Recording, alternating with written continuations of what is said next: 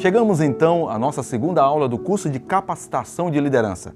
Na primeira aula você estudou sobre os princípios da espiritualidade do líder.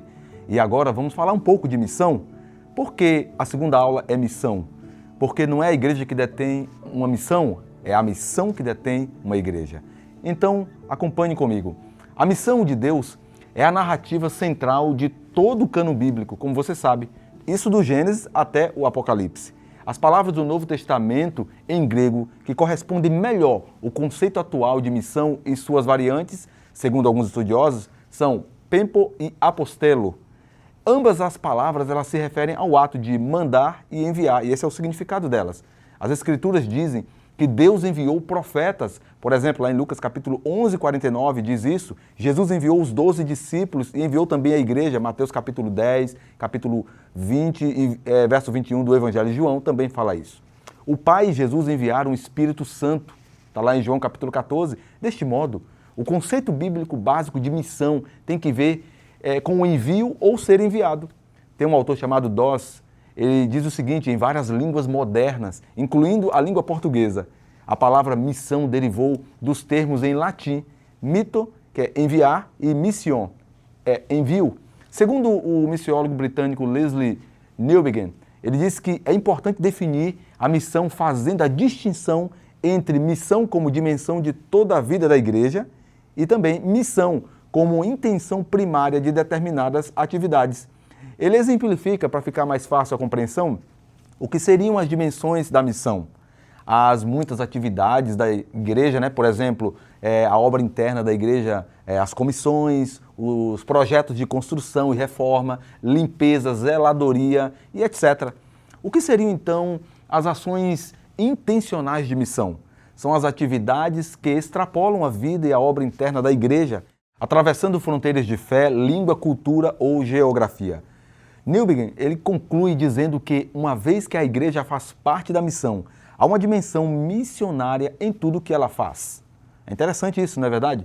Bom, evidentemente que a igreja precisa investir recursos e energia nas dimensões da missão que promovam as intenções missionárias. O objetivo é conduzir pessoas que não adoram nem servem ao Deus Criador a temê-lo e a glorificá-lo. Ou seja, a missão adventista ela tem a sua ênfase escatológica, visa o tempo do fim e, obviamente, tem uma mensagem profética para transmitir. Isso significa que o foco da igreja é ir até as pessoas e tudo tem que ser investido nisso, né? Mas o que vem primeiro, a igreja ou a missão? Essa é a indagação que muitos fazem.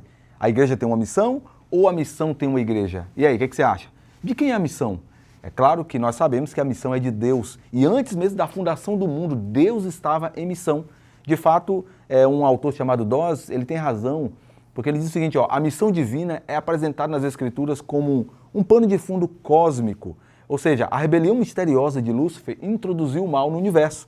Por isso, a primeira ação missional de Deus foi separar os anjos leais dos rebeldes. Está lá em Ezequiel capítulo 28, Isaías 14, Ellen White também vai falar isso no livro Patriarcas e Profetas. Agora, diante do perigo que o livre-arbítrio humano corria, um plano foi elaborado pela Trindade, que previa o envio de Jesus como Salvador da humanidade. E é isso que a gente vê nas Escrituras. Agora, caso os seres humanos pecassem, conforme diz a Bíblia, lá em 1 Pedro capítulo 1, verso 20, diz que Cristo foi conhecido antes da fundação do mundo, ou seja, já tinha um plano elaborado, Mas esse plano, que é Jesus, ele foi manifestado nos últimos tempos, em favor de vocês, é o que diz o texto lá de Pedro.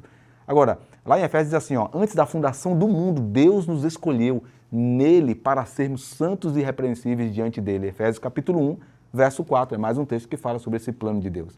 É importante entender que o mal não pegou Deus de surpresa, como alguns pensam, Segundo Ellen White, a salvação da humanidade sempre foi tema dos concílios celestiais. Ela continua dizendo assim, que a aliança de misericórdia foi firmada antes da fundação do mundo e que ela existe desde a eternidade e é chamada aliança eterna. Veja que interessante, no Éden, a missão de Deus começou com ele indo em busca de Adão e Eva. Em meio àquela situação da queda, foi anunciado o proto-evangelho, ou seja, teologicamente falando, que é o primeiro evangelho e a primeira promessa da redenção do ser humano. E este plano da redenção continuou sendo anunciado, passando aí pelos altares erguidos pelos patriarcas e ampliado por Moisés lá na frente, no santuário, no deserto, né? Até chegar a Cristo, que é o antítipo de tudo que foi prefigurado nos cerimoniais do tabernáculo ao longo do Antigo Testamento. Falando sobre o período antes do dilúvio, vale lembrar que o testemunho de Abel, Enoque e Noé são mencionados em Hebreus capítulo 11, claro, além de outros patriarcas fiéis, e eles foram missionários de Deus. E o dilúvio foi um ato missional de Deus que destruiu a parte ímpia da humanidade. Mas é claro, ele preservou um remanescente fiel. Em seguida, o Deus missional ele age no contexto da Torre de Babel.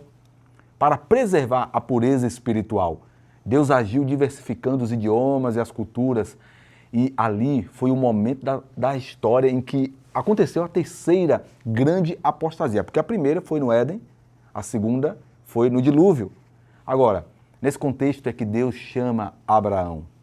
Em Gênesis capítulo 12, verso de 1 a 4, é dito: sai da tua terra, da tua parentela, e vai para uma terra que eu te mostrarei.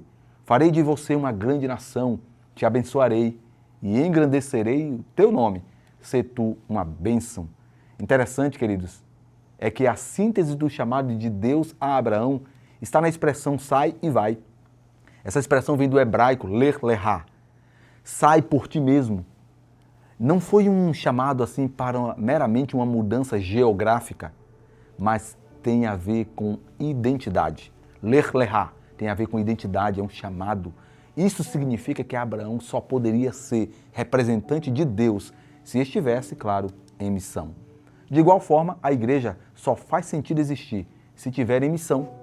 E esse é o tema de nossa próxima aula: Igreja e Missão.